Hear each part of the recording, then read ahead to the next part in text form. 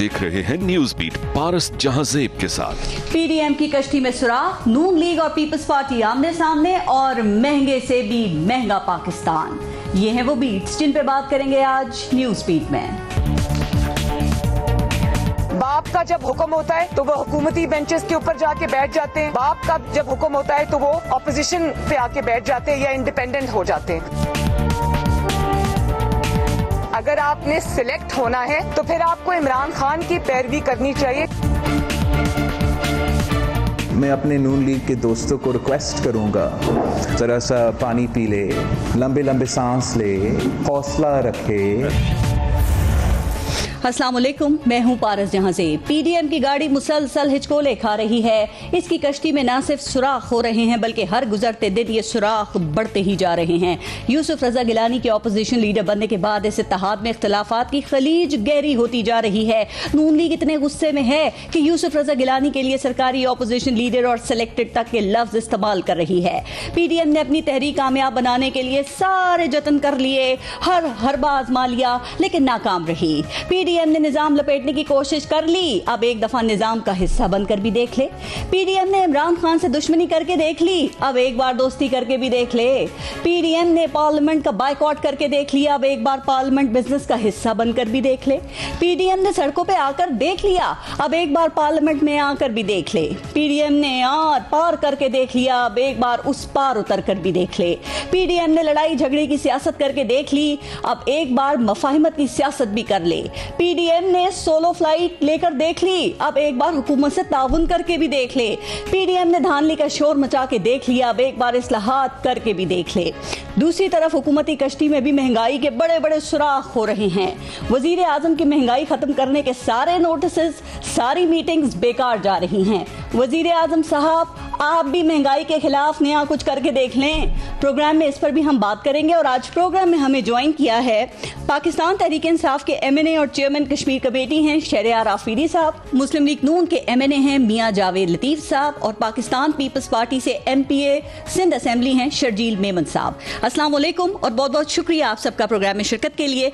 पहले एक ब्रेक लेंगे, देखते रहिएगा न्यूज़ बीट।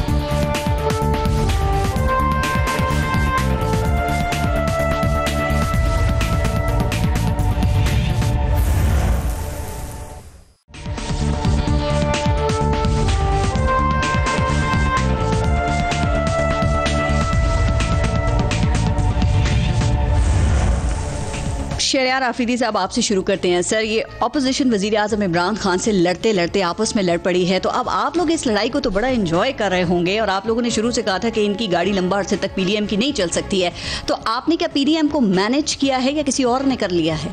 बिस्मिल्लाहिर्रहमानिर्रहीम। सबसे पहले आपका शुक्रिया पारस। जब मफादात ज़ात की बात हो तो फिर हकीकत खुल के सामने आती है। पीडीएम ने बड़े दावे किए और अभी भी शायद करे, लेकिन हकीकत एक चीज़ है कि अपने अपने मफादात और अपनी वो माजी की जो गलतियां हैं, जो उन्होंने किया, उसको किसी तरीके से छुपाने के लिए एक प्रेशर टैक्टिक्स हैं। अदरवाइज ये इस तरह है कि आप आग और पानी, पीपल्स पार्टी और नून, इसी तरह मौलाना फजल रहमान साहब के बीच में जो रोल रहा है वो भी पूरी कौम को पता है। लेकिन मुखालफिन को आपस में लड़ाना ये भी कोई छोटा मोटा आर्ट नहीं होता। देखिए, जो भी इन्होंने करना है, किसी को लड़ाना है, क्या करना है, असल में आज बात ये हो रही है कि मरियम नवाज को क्या ज़रूरत थी बाप बलूचिस्तान अवामी पार्टी की जगह जरदारी साहब को मैसेज सुनाना, खासकर बिलावल भुट्टो को। फिर ये जो कल जो उनकी गुफ्तगू थी, प्रेस टॉक थी, it was the last nail in the coffin of PDM, number 1। Number 2, मेरी तो सबसे पहले अल्लाह से दुआ है कि ये 4 दिन मौलाना फजल रहमान साहब और मरियम दोनों सेहत दे उनको। लेकिन आपने भी एक बात की, मैं चाहती हूँ आप जरा क्लियर कर देंगे, जो बाप की कल से बड़ी बात हो रही है, ये कौन बाप है जिसकी तरफ मरियम नवाज ने इशारा किया? ये बलूचिस्तान अवामी पार्टी है या कोई और बाप है? आप क्या समझे? बिलावल भुट्टो जरदारी को मैसेज था कि मेरे और आपकी जो आपस में इंटरेक्शंस हुई थी, मीटिंग्स हुई थी, और मैं अपने दुखड़े आपको सुनाती रही, आपने जो कहा कि मेरे वालिद साहब, तो अब जो बाप है, यानी आपने बाप को कन्विंस क्यों नहीं किया, अपने फादर को? यानी जो गेम इनके साथ हुई है तो अल्लाह ही हामी और नासिर, अभी और कुछ होने जा रहा है। बाप के कहने पे बाप ने वोट दिया, ये क्या समझ आती है इससे आपको? देखिए जी, ये समझ जो है बड़ी सिंपल है। बलूचिस्तान अवामी पार्टी के नाम पे मैसेजेस हो रहे हैं कि जी ये क्या हो गया, तो जो हुआ है पूरी कौम के सामने है। अब आगे जो इनके बीच में होने जा रहा है, ये तो एक ट्रेलर था। खासकर ये क्या कहते हैं, यूसुफ रजा गिलानी साहब का ये ऑपोजिशन लीडर बनना, इनकी और जो पसे पुर्दा जो कमिटमेंट्स हुई हैं, अभी तो कौम के सामने हकीकतें खुलेंगी। आपको कैसे पता कि इनके साथ आपने कहा जो होने जा रहा है, क्या होने जा रहा है इनके साथ, क्या कमिटमेंट्स हुई हैं? मफादात, आज उसकी हकीकत पूरी कौम के सामने ये आ गई कि इनका पाकिस्तान से कोई लेना देना नहीं। पाकिस्तान के मफादात हो, फैटफ हो, नेशनल इंटरेस्ट हो, नेशनल सिक्योरिटी हो, आम आदमी की बात हो, एक अकाउंटेबिलिटी की बात हो, उससे कोई कंसर्न नहीं है। पार्लियामेंट में रिफॉर्म्स, उससे कोई कंसर्न नहीं है। एक कंसर्न, लेकिन वो क्या है, बाप को डिफाइन किया है ना आपने, मैं चाहूंगी जरा वो शकील नाम में करें। क्या है, अपने आप को पहले बचाओ, फिर इक्तिदार पे लेकिन मरियम नवाज ने यह भी कहा कि अब इमरान खान को घबराना चाहिए क्योंकि उनका मुतबादिल तैयार हो रहा है। इस हवाले से कोई घबराहट है आपको? देखिए मेरी बात सुने, इमरान खान सिर्फ रब की जात पर उसका ईमान और यकीन है और खौफ भी रब का है। ये ओहदे रुतबे बेमायने हैं। आपने देखा नहीं वोट ऑफ कॉन्फिडेंस, कोई खतरा नहीं। पता नहीं इनकी क्या चेस की गेम इन्होंने खेलनी थी। ठीक है, ये कहते हैं इनको सियासत नहीं आती। अब कौम बताए कि सियासत किसको नहीं हो सकता है बाहर से खतरा ना हो, अंदर अपनी पार्टी से ही खतरा हो।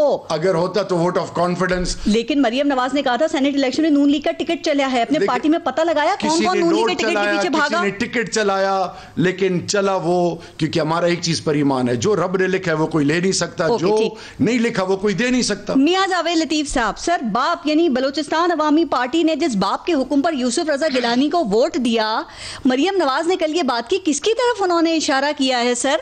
और जाहिर है वो बाप वजीर आजम इमरान खान तो हो नहीं सकते क्योंकि वो कहते हैं यूसुफ रजा गिलानी जो है वो एक करप्ट आदमी है, तो ये तो कोई और बाप ही है। कौन है ये? शुक्रिया पारिस। मैं पहले तो ये अर्ज करना चाहता हूँ कि अभी आपने अपने इंटरव्यू में ये बात कही कि बड़े सुराख हो गए पीडीएम के, बाप पे बात नहीं करनी जो है वो बड़ी खुश है। संभल के ही कर ले हैं, फिर एक हफ्ता स्क्रीन पे ही रहते हैं आप, हर खबरनामे में, हर टॉक शो में। अगर जो आप बात कर रही हैं कि बाप पार्टी, तो मुझे ये बताएं कि बगैर लीडर के जब जमात रातों रात बनती है जी, और बगैर लीडर के वो कामयाबी भी हासिल करती है, तो उसको आप क्या कहेंगे, क्या नाम देंगे आप उसको? और फिर जिनके इशारे पे जैसे जो लीग से नून लीग बनी थी लेते हैं। पारस साहब का ये भी कहना गलत है। अच्छा। आप ये देखें कि जब गैर जमाती इंतखाबात हुए 85 में तो मुस्लिम लीग बनाई गई, ये बात दुरुस्त है, मगर आपको ये भी इल्म होगा कि जब सदर इसहाक खान से इख्तलाफ हुआ और उसके बाद नून लीग बनी, जिस पर एक जुमले पर जब नवाज शरीफ ने ये बात कही कि मैं डिक्टेशन नहीं लूँगा और वो अवाम में आ गए, ये सारी चीज़ें भी अब आपके जहन में रहनी चाहिए। जब बात बंदा करता है तो पूरी की जाए तो लोगों को समझ आती है। मगर इसके बावजूद सर मैं चाह रही हूँ जरा बाप का पहले जवाब दे दें, कहीं ये वही बाप तो नहीं है जिनके कहने पे रातों रात मियां नवाज शरीफ साहब को जेल से निकाल कर और बाहर भेजने का बंदोबस्त कर दिया गया था, उनका नाम भी ECL से निकाल दिया गया था, ये वही तो नहीं है कहीं? आप बात ठीक कह रही हैं, इसलिए कि आपको याद होगा कि नवाज शरीफ को ज़मीन पे खड़े होते हुए भी हाईजैकर बना दिया गया था और उस पर सज़ा दे दी गई थी, और फिर जब वापस भी लाया गया तो सज़ाएं ख़त्म हो गई थी। इसी तरह मैं ये कहूँगा कि अभी मेरे भाई शहरयार अफरीदी साहब बात कर रहे थे कि कमिटमेंट्स आने वाले दिनों में पता चल जाएगा कौन कौन सी हुई हैं, तो ये भी ज़रा बता दें कि किन से हुई हैं, ताकि ये पता चल सके आवाम को भी कि किन कमिटमेंट्स की वजह से किसी को बनाया जाता है और किसी को हटाया जाता है और कौन करने वाला होता है। हुकूमत वक्त अगर नहीं कर रही तो कौन कर रहा है? पता आपको भी है, लेकिन मुझे पता है खुल के बात नहीं करेंगे आप। चलें, बाप कोई भी हो उसको मैं शर्जील इनाम मेमन से अब ये पूछूंगी, लेकिन सर तहरीक इंसाफ ये समझती है ना ओपोजिशन से उनको खतरा है, ना कोई अंदर से खतरा है PTI के, और ना ही किसी इदारे से खतरा है।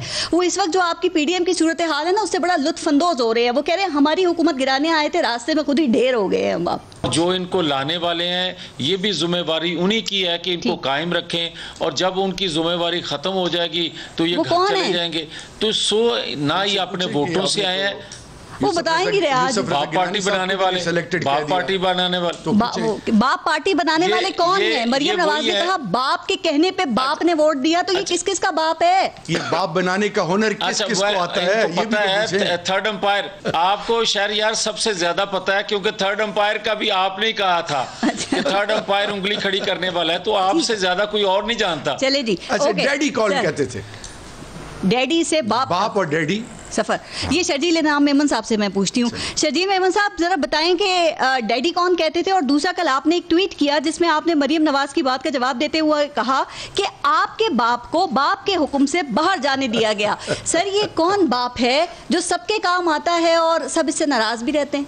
बिस्मिल्लाहिर्रहमानिर्रहीम। शुक्रिया पारा साहिबा। बिल्कुल कल मेरे ख्याल से एक अफसोसनाक लहजा था जी PMLN की लीडरशिप का, जिस पे हमने रिस्पॉन्ड किया। हम चाहते नहीं हैं कि तलखियाँ ज़्यादा बढ़ाई जाएं, इस हद तक तलखियाँ बढ़ाई जाएं कि कल को आप दोबारा बैठ भी ना सकें। लेकिन पॉलिटिक्स में मैच्योरिटी की बहुत इंपॉर्टेंस होती है। ठीक। अगर आपको जल्दी गुस्सा आ जाता है और आप अपने गुस्से पे काबू नहीं पा सकते, तो मेरे ख्याल से आपको सियासत से थोड़ा सा फिर किनारा कशी करनी चाहिए। सियासत में गुस्सा नहीं होना चाहिए, सियासत में जो है वो थोड़ा समझ बूझ के साथ काम होना चाहिए। ठीक। दूसरी बात ये कि अभी मैं सुन रहा था आफरीदी साहब की भी बातें, मतलब मैं समझता हूँ कि इस वक्त ये बाप के बारे में कोई क्यों नहीं बता रहा खुल के? जो साहब ज़्यादा हंस रहे हैं, मैं तो नजर नहीं आ रहा मुझे कौन हंस रहा है, लेकिन उनको ज़्यादा पता होगा। लेकिन खैर, अच्छा खैर, उनको ज़्यादा पता होगा। बयान आप देते हैं, ट्वीट आप करते हैं, फिर कहते हैं उनको पता होगा। मैंने तो आपसे पूछा कि बताइए ना ये कौन बाप है, मुश्किल हल करें। शर्जील भाई, जो मरियम साहब ने जो कहा था, फिर मैंने उसका इस वक्त मैं समझ जितना खुशी PTI को इस चीज़ की हो रही है कि जी PDM जो है वो उसमें रिफ्ट आ रहे हैं, उसमें जो है इख्तलाफात हो रहे हैं, इस वक्त मेरे ख्याल से वफा की हुकूमत में जो भी लोग बैठे हों उनको संजीदगी के साथ ये सोचना चाहिए कि इस वक्त अवाम के साथ क्या हो रहा है। ठीक है। जो इस वक्त अवाम के साथ इन्होंने हशर कर दिया है, मिनी बजट, दूसरा बजट, और इस वक्त जो है ये स्टेट बैंक जिस तरह ये गिरवी रखने जा रहे हैं, स्टेट बैंक से ये हाथ निकालने जा रहे हैं, स्टेट बैंक को ये सरेंडर करने जा रहे हैं। पहले PIA को, रोजवेल्ट को इन्होंने सरेंडर करने की कोशिश की। हर चीज़ को, सबसे बड़े हमारे मुल्क का जो कौमी मसला था, ये बात हो रही थी कि जी कि हमें किसी चीज में इंटरेस्ट नहीं है। हमारे मुल्क का जो सबसे बड़ा मसला था कश्मीर, उस पे खामोशी हो गई है। ठीक है। आप देखेंगे इस वक्त मुल्क की जो सूरत हाल इन्होंने कर चुके हैं, जो महंगाई की जो आप बात कर रहे हैं, ये आम आदमी का मसला है। आपका पेट्रोल, आपका बिजली, आपकी गैस, ये मुल्क आम आदमी का है। ये मुल्क आम आदमी का है। मैं अभी इसके बाद इसी के ऊपर डिटेल में बात करूंगा। मैं आपको सीरियसली बताऊं, हम तो रोज देख रहे हैं। आप एक दफा ये शो सिर्फ आप स्टूडियो से निकलकर आप बाहर किसी कच्ची आबादियों में कर लें। सर हम मार्केट जाते हैं रोज, हमें पता है क्या भाव ताव चल रहा है। मैं आगे इस पे बात करती हूँ और मुझे इस पे जरूर बात करनी है, लेकिन सिर्फ ये क्लियर कर दें क्योंकि मरियम नवाज ने कहा कि गवर्नमेंट को परेशानी ये नहीं होनी चाहिए कि PDM जुड़ रही है या PDM में कोई दरार आ रही है। इस वक्त फेडरल गवर्नमेंट को ये परेशानी होनी चाहिए कि आवाम को हम किस तरह रिलीफ पहुंचाएं। आप जरा थोड़ी सी क्लैरिटी दे दें सर, क्योंकि मरियम नवाज ने कहा कि एक वाज़ेह लाइन खिंच गई है, सब बंदियां हो गई हैं, सबको पता है कौन कहां खड़ा है। तो शर्जील मेमन साहब, पाकिस्तान पीपल्स पार्टी इस वक्त कहां खड़ी है? चूंकि वो कह रही हैं कि अब आधा तीतर आधा बटेर, आधी ऑपोजिशन आधी हुकूमत, अब ये नहीं चलेगा। PDM बनाने वाले पाकिस्तान पीपल्स पार्टी के चेयरमैन मोहतरम बिलावल भुट्टो जरदारी साहब हैं जी, और PDM में हम मौजूद हैं। किसी को कोई इख्तियार नहीं है कि PDM से किसी पार्टी को निकाल सके, और ना ही हमें किसी की डिक्टेशन की जरूरत है, ना ही हमें किसी के प्रेशर में आने की जरूरत है। सर 9 जमातें एक तरफ हैं, प्रेशर में आते हैं हम, आप एक तरफ हैं। आपकी CEC में आप क्या फैसला करने जा रहे हैं और कब इजलास होगा CEC का? लास्ट भी CEC की मीटिंग हुई थी, उसमें यही राय कॉमनली ये हुई थी कि जी हमें पार्लियामेंट में अंदर रह के इन चीजों का मुकाबला करना चाहिए। पारस, मैं आपसे सिर्फ 2 मिनट लूंगा, प्लीज मुझे अनइंटरप्टेड दीजिएगा। आपको पता है कि इस वक्त पार्लियामेंट में गवर्नमेंट की मेजॉरिटी नहीं है। जो हफीज शेख साहब की इलेक्शन हुई और यूसुफ गिलानी साहब जीते, उससे जाहिर हो गया कि हुकूमत पर नंबर्स पूरे नहीं है। इसका दूसरी मिसाल ये दूंगा कि आज हुकूमत हर चीज में ऑर्डिनेंस लाने पे मजबूर है। अगर जिसके पास मेजॉरिटी होती है तो वो ऑर्डिनेंस नहीं लाती, वो असेंबली में बिल पास करवाती है। तो ये सारी चीजों मकसद क्या वजह है कि हुकूमत अहम कानून साजी के लिए ऑर्डिनेंस लाने पे मजबूर है? आप तो पार्लियामेंट पे बड़े हामी है ना वहाँ पे। नहीं, सुन ले, अगर आज हम असेंबलियों से इस्तीफा देते हैं जिस तरह PDM में चंद जमातों का ये ख्याल है, तो फिर यही जो चीजें वो लॉज पास कराना चाहते हैं उसमें उनको जो ऑर्डिनेंस के जरिए लाना चाह रहे हैं, अपने जो काले कवानीन इस मुल्क की आवाम पर थोपना चाहते हैं, वो लॉ वो बिल्स पास कराएंगे। तो इस वक्त क्या ये कोई सेंसिबल मूव होगी कि जी पार्लियामेंट को छोड़ दे जाए या पार्लियामेंट में बैठ के किया जाए? पीपल्स पार्टी का यही मौक़िफ़ है कि हम पार्लियामेंट के अंदर और पार्लियामेंट के बाहर हुकूमत को टफ टाइम देना चाहते हैं, और उसके हमारे पास एक नहीं 1000 लॉजिक मौजूद है। होते हैं तो हुकूमत से ताउन नहीं करते, अब ऑपोजिशन में है तो बाहर ऑपोजिशन से ताउन नहीं कर रहे। लेकिन आपने 2 पॉइंट रेस किए हैं शहरियार आफरीदी साहब। एक तो महंगाई के हवाले से ऑपोजिशन अभी बात कर रही है, दूसरी इस्लाहात और ऑर्डिनेंस में। इस्लाहात और ऑर्डिनेंस पे बात में आती हूँ सर, ऑपोजिशन से हो सकता है आपको कोई खतरा ना हो, लेकिन आप ये तो मानेंगे ना कि ये आटा, चीनी, पेट्रोल, बिजली, गैस, ये बहरान जो है ये आपके लिए खतरा है, और ये आपकी सफ़ों में माफियाज बैठे हुए हैं। आप इन पे इनके खिलाफ रिपोर्ट्स शाया करते हैं, किसी को आप ओहदे से हटा देते हैं, किसकी वजारत तब्दील कर देते हैं। इसका कोई हल निकालना है? देखें पारिस, इसमें कोई शक नहीं है, महंगाई है और चैलेंज बहुत बड़ा चैलेंज है, 15% से ज़्यादा हर हफ्ते बढ़ रही है, बहुत बड़ा चैलेंज है मेरे प्राइम मिनिस्टर के लिए, हमारी गवर्नमेंट के लिए। अब सवाल ये है कि हम डिस्ट्रिक्ट प्राइस कमेटीज की बात करें जी, उसको हेड करते हैं डीसी साहब, उसके साथ जो बैठते हैं, मैंने बारहा कैबिनेट मीटिंग में प्राइम मिनिस्टर के साथ ये बात की और रेस किया। 18th अमेंडमेंट के बाद सिंध में जो महंगाई है, खैबर पख्तूनख्वा में, पंजाब में, एक फेडरल, देखिए सूबे की भी रिस्पॉन्सिबिलिटी है गंदम के हवाले से, बाकी initiative, maintenance, law and order, ये जो हर दुकानदार अपनी मर्जी से कीमत लगाता है। सिंध गवर्नमेंट 18th अमेंडमेंट के ऊपर और PDM as a whole stand तो बहुत लेती है, लेकिन अपनी जिम्मेदारी भी फेडरल गवर्नमेंट के ऊपर छोड़ देती है। नंबर 1, मैं अपने आप को मुबर्रा नहीं कर रहा। बिजली के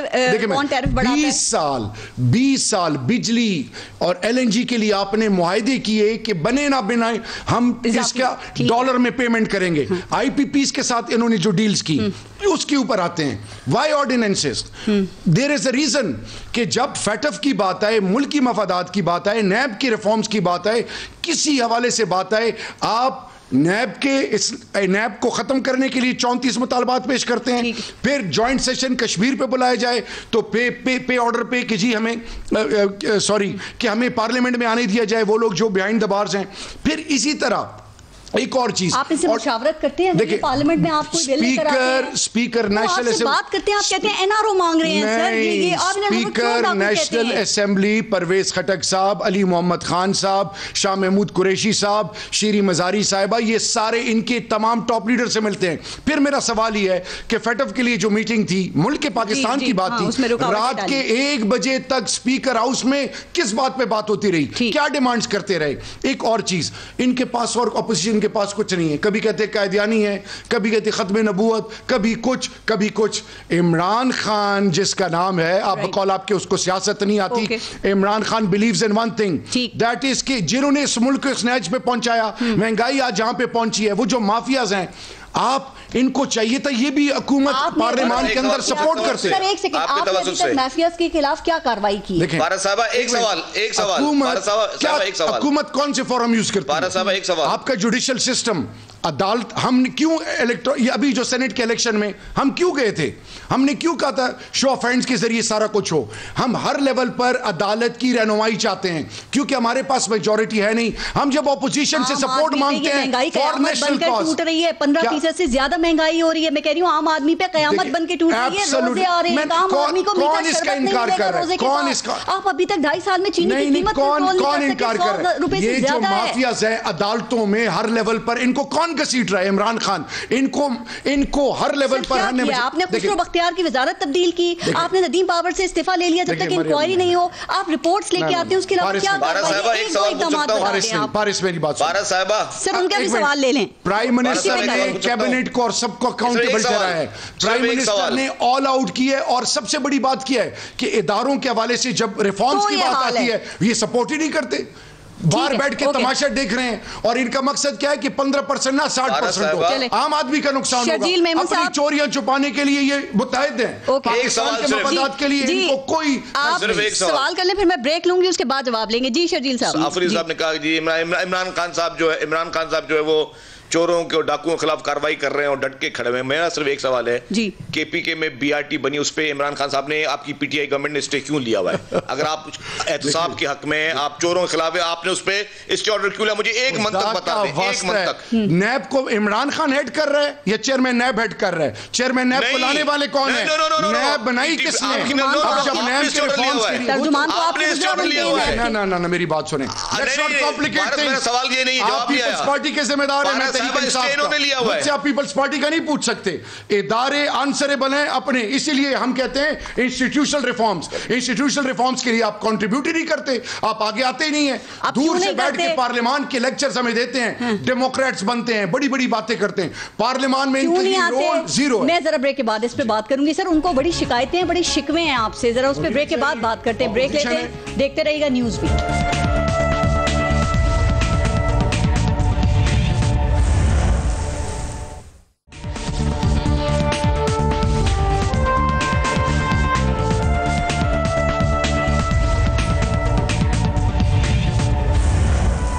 अच्छा जावेद लतीफ साहब, ब्रेक से पहले चूंकि अब महंगाई पे ही बात हो रही है सर, इस हुकूमत को तो हम IMF, महंगाई, बेरोजगारी और बहरानों के हवाले से क्रिटिसाइज करते ही हैं सर, लेकिन सॉरी टू से आपकी तरजीहात में भी आम आदमी कहीं नजर नहीं आता।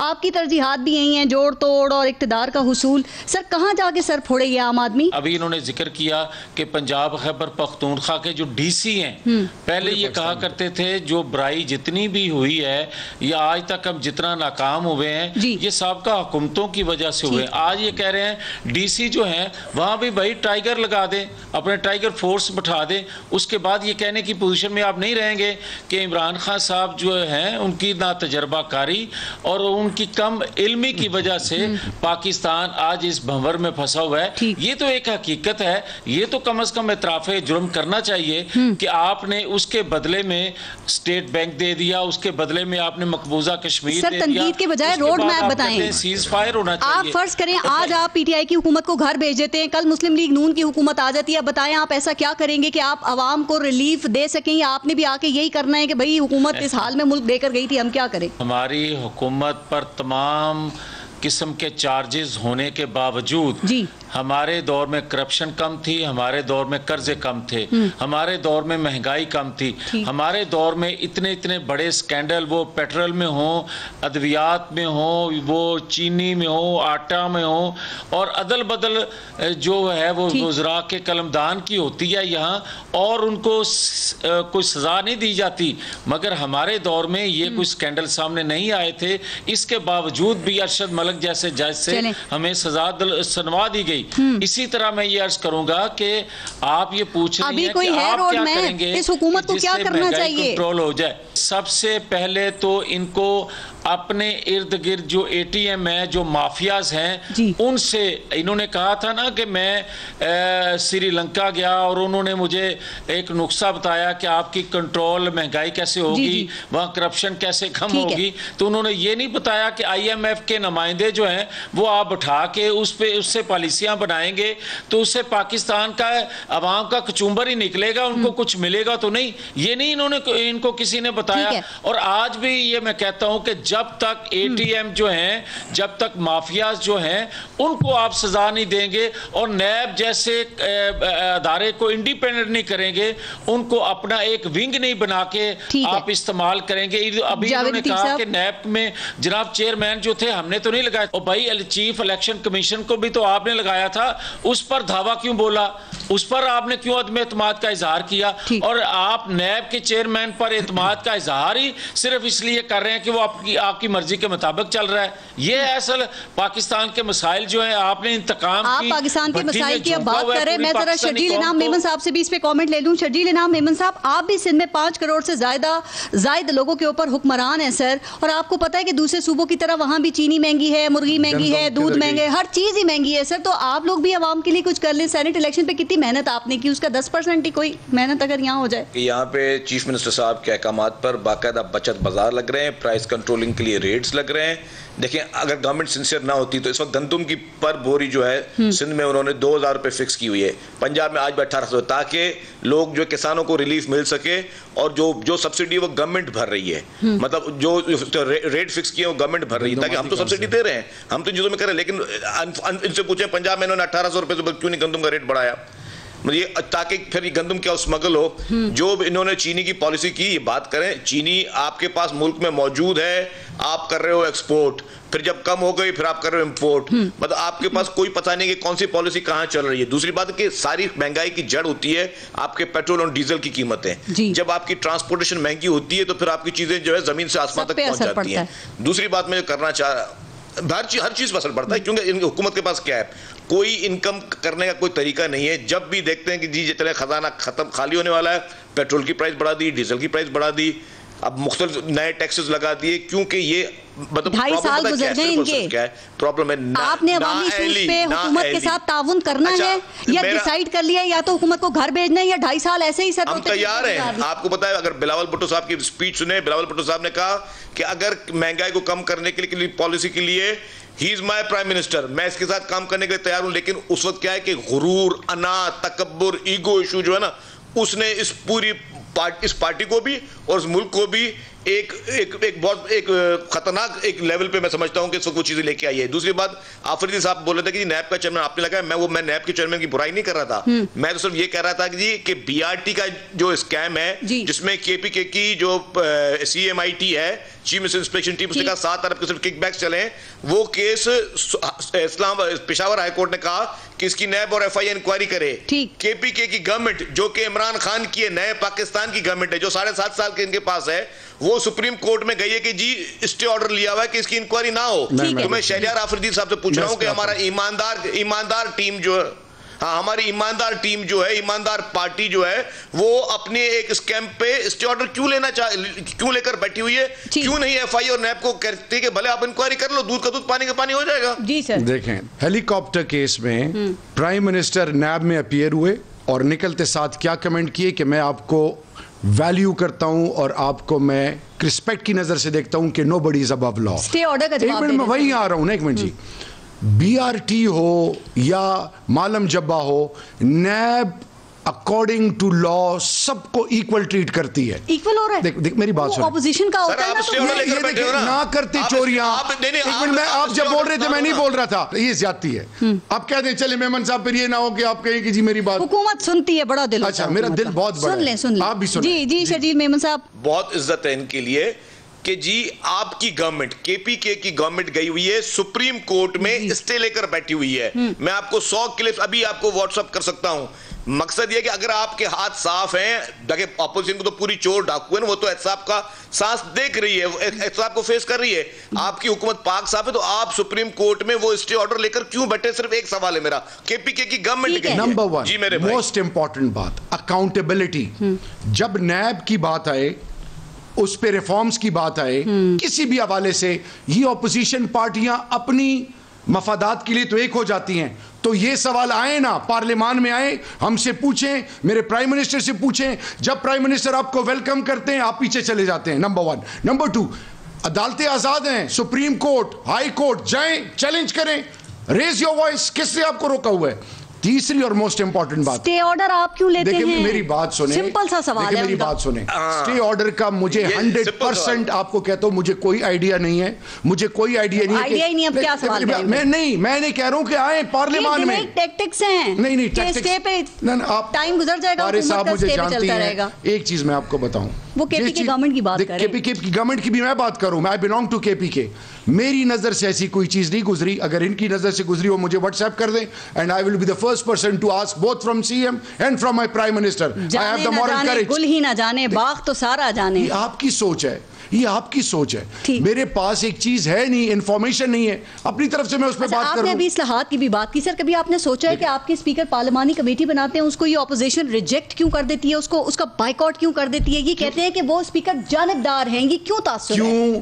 इसलिए कि ये चाहते हैं कि स्पीकर इनके रिमोट कंट्रोल पे चले। तो अभी किसके रिमोट कंट्रोल पे है? 4 स्पीकर ऑपोजिशन के, एक गवर्नमेंट का होना तो ये चाहिए था, एक ऑपोजिशन एक गवर्नमेंट।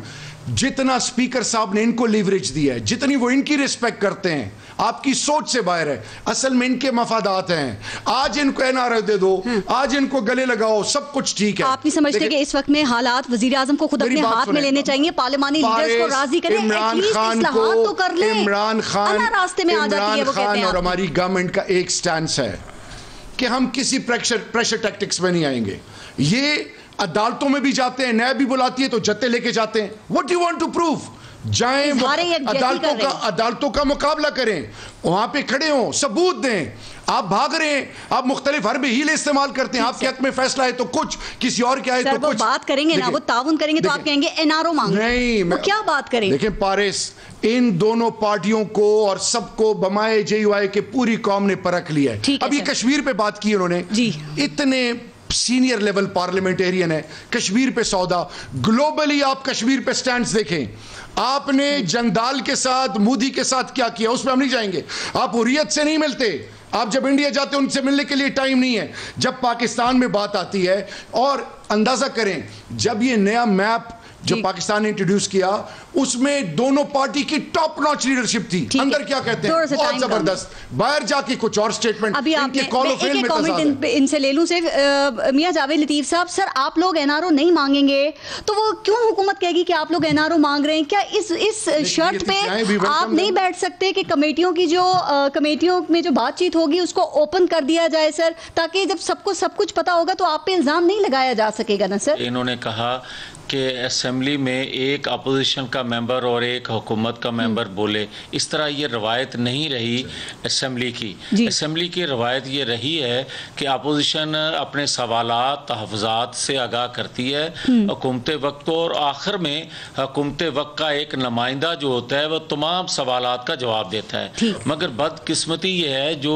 डिबेट ये शुरू करते हैं वहाँ NRO की या दूसरे इल्ज़ामात लगाते हैं, कभी ये नहीं होता कि हुकूमत जो है वो पार्लियामानी कमेटी का बाइकॉट तो ना करें ना, असेंबली में जो भी होता है कोरम पूरा है कि हम किस तरह बाइकॉट ना करें। आप मुझे ये बताएं कि मकबूजा कश्मीर का जब अच्छा सर मेरे पास टाइम खत्म हो रहा है, अगर हुकूमत आपको दावत देती है कि भाई आए बैठे इस्लाहात करते हैं मियां जावेद लतीफ साहब, तो क्या आप लोग इनके साथ ताउन करेंगे सर? वो कहते हैं हमारे पास इंतखाबी इस्लाहात के हवाले से काफी तजावीज हैं, कौन के लिए बैठेंगे? अगर ये संजीदा होते तो 2.5 साल में कौन करेगा इस्लाहात? क्या जादू से होंगी? सामने रखते जो मुल्क की सलामती के खिलाफ नैरेटिव्स दें, हम इनको बदनीयत मुल्क के लिए और मसाइल क्रिएट करें, बाहर से बैठ के कोई भी नंबर 2 बन जाए, कोई भी कानून साजी की जाए उसको लोग संजीदा नहीं लेते। इसलिए हम ये समझते हैं कि ये बदनीति की बुनियाद पर ये रिफॉर्म्स लाना चाहते हैं, इसलिए हम इनके साथ मेमन साहब जरा लास्ट कमेंट इस पे कर दें, कैसे यकीन आएगा आपको कि ये हुकूमत जो है वो इंतखाबी इस्लाहात के लिए संजीदा है, और कैसे यकीन आएगा आपको कि जो कौमी असेंबली के स्पीकर हैं वो गैर जानिबदार हैं? क्या करें वो आपको यकीन दिलाने के लिए? दोस्तों ने अभी आफरीदी साहब कह रहे थे कि जी कौमी असेंबली के स्पीकर जो है वो तो बहुत ज्यादा टिल्टेड टुवर्ड्स ऑपोजिशन। आपको याद होगा कि इमरान खान साहब की एक स्पीच थी जिसमें उन्होंने कहा कि अब मैं देखता हूं कि किस तरह जो है किसी ऑपोजिशन के लोगों, किसी ऑपोजिशन के लीडर को जो है वो प्रोटेक्शन ऑर्डर दिया जाता है। अगर प्राइम मिनिस्टर का इख्तियार ही नहीं है और स्पीकर को का जो इख्तियार पे अगर प्राइम मिनिस्टर क्लेम करे तो आपको पता चल गया होगा कि स्पीकर साहब कितने जो है वो गैर जानिबदार हैं और किस हिसाब से वो आजाद हैं। तो मेरे ख्याल से ये दावा इनके बिल्कुल काम नहीं करता। बाकी जहां तक आपने बात की कि कैसे हुकूमत पे एतबार आएगा, तो आसान तरीका action speaks louder than words. ठीक है, आप बेहतरी के लिए जाएं, बेहतरी के लिए काम करें। आप देखें जब ये जिस बाबर साहब को हटाया गया परसों, उस पे जब प्रोग्राम्स टीवी पे हुए तो इंफॉर्मेशन मिनिस्टर साहब शिबली फराज साहब के साथ बैठकर पूरी फेडरल गवर्नमेंट ने डिफेंड किया कि जी इन बाबर साहब ने काम अच्छा किया है, बेहतरीन काम किया। अब जब पता चल गया कि जी आपको बहुत बड़ा चूना पूरे मुल्क को, आवाम को लग चुका है, तो अब उसको निकाल के आप अपनी जिम्मेदारी से हट नहीं सकते। आप कैबिनेट के डिसीजन थे वो, जी, और वो कैबिनेट के डिसीजन से अब क्यों नहीं इनके केसेस को रेफर किया जाता नैब में और बाकी जगहों पर, इनके लिए सिर्फ निकालना बाकी है। और बाकी ऑपोजिशन वालों के लिए आप लोगों ने सिर्फ जेलें बनी हुई हैं। तो मकसद है कि आपको अल्हम्दुलिल्लाह अवाम आज भी साथ है और इन इश्यूज को हम पकड़ रहे हैं। इसीलिए आपने महंगाई मार्च, मैं आज भी इस चीज हम आज भी चाहते हैं कि इस मुल्क में इंतशार जो है वो इस मसाइल का हल नहीं है। अच्छी बात है। मसले का हल हमेशा आपको ये हमारा अपना मुल्क है ना, किससे लड़ेंगे हम? मकसद कि हम अपने मुल्क में कोई इंतजार करें, ये कहीं भी कोई भी इसको डिफेंड नहीं करता। हम चाहते हैं हुकूमत को हम टफ टाइम पार्लियामेंट में भी दें और बाहर भी दें, लेकिन हुकूमत को अब मेहरबानी करके होश के नाखून ले लेने चाहिए। जो इस वक्त महंगाई का तूफान और जो बेवकूफी के डिसीजन जो ये ऑर्डिनेंस फैक्ट्री बंद करे, हुकूमत ऑर्डिनेंस फैक्ट्री बंद करे, पार्लियामेंट में आए, पार्लियामेंट में डिस्कस करे, पार्लियामानी कमेटी से पास कराए। रातों रात जो ऑर्डिनेंस आ रहे हैं उसने इस मुल्क को तबाही के दौरान प्राइम मिनिस्टर ने पहले दिन ऑपोजिशन को वेलकम किया था, आज भी मेरे प्राइम मिनिस्टर कहते हैं कि एनआरओ के अलावा आए मुल्की मफादात नहीं, वो तो आपने कॉन्स्टेंट रिमाइंड करना है। गरीब आदमी जेल में जाए, अगले चीफ जस्टिस आए और वो कुछ से कुछ बन जाए, खुदा के लिए नहीं। पारिस एक मिनट में कंप्लीट। चोर डाकू, अगर मैं चोरी करूंगा दुनिया मुझे चोर और डाकू कहेगी। अगर मैं गलत हूंगा, people will make me an example, an institution needs to make me an example. ये अमीर के लिए कानून और गरीब के लिए कानून का जो फर्क है। Last and most important thing जो पाकिस्तान के लिए बहुत जरूरी है, we all are accountable. Pakistan comes first, जाती मफादात नहीं। अपने मफादात आए तो एक हो गए। सर अपोजिशन रहनुमाओं से डायरेक्ट राब्ता करें, उनको दावत दें, बैठें, एटलीस्ट इस्लाहात को आप कर लें। स्पीकर को टास्क प्राइम मिनिस्टर ने दिया है। वजीर आजम के क्या अपोजिशन लीडर से डायरेक्ट बिलावल भुट्टो से बात कर लें। खुदा के कोई एक अदारा है, आज हमने एक अहद करना है जिसमें ये हिम्मत हो के उसका सबने कंट्रीब्यूट करना है, लेकिन मुल्क की सलामती के ऊपर जो नैरेटिव बिल्डिंग कर रहे हैं उनको भी इबरत का निशान। और राव अनवार, ये आज पीडीएम, ये जो भी 4 जानी खेल में शहीद हुए हैं, तो मेरा इनसे सवाल ये है कि आज आप जब वक्त है तो उनको बिठाते हैं, तो मुल्क की मफाहमत और मुल्क की सलामती के हवाले से आप एक क्यों नहीं होते? सर आगे बढ़े, बिल्कुल आगे बढ़े, और हुकूमत का इसमें बड़ा रोल होता है। Action speaks louder than words. ये तो बड़ी पुरानी पार्टी है ना, मंजीवी पार्टियां, आज क्यों पाकिस्तान के लिए एक नहीं हो रही? ठीक सर, पाकिस्तान के लिए सबको एक होना चाहिए। शर्जील इनाम मेमन साहब, मियां जावेद लतीफ साहब और शहरयार आफरीदी साहब, बहुत बहुत शुक्रिया आप सबका प्रोग्राम में शिरकत के लिए। अपना और अपने मुल्क का ख्याल रखिए। पारस जहां से इजाजत दीजिए, अल्लाह ने के बाद।